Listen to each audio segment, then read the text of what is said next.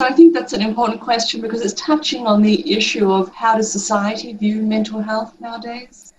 And, you know, we've come a long way, but we have a long way to go still. Unfortunately, there are still some people who have negative beliefs about people saying that they're suffering from depression or suffering from anxiety or having one form or another of a mental health problem.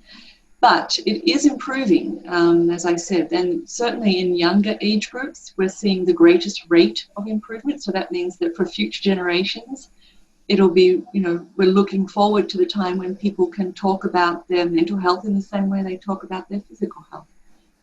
You know, when I grew up, I mentioned I grew up in a family where my brother had severe problems. We could not mention it to anybody. We had to keep it completely quiet. It just was not to be talked about whatsoever.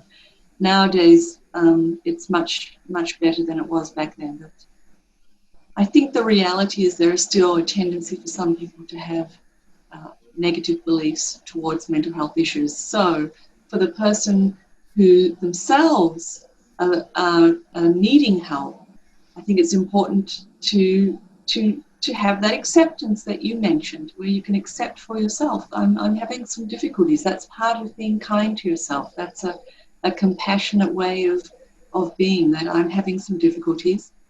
To recognize that reaching out for help is not a sign of weakness. It's not a sign of failure of character. It's a sign of strength.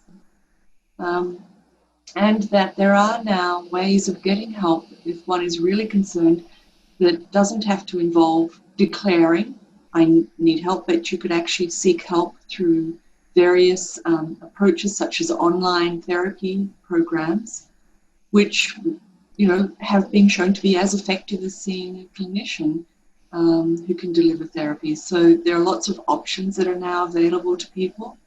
But to embrace the idea that you just discussed, that acceptance of one's situation and the value of reaching out to get help can really do remarkable things in opening up pathways that you wouldn't normally even be thinking about.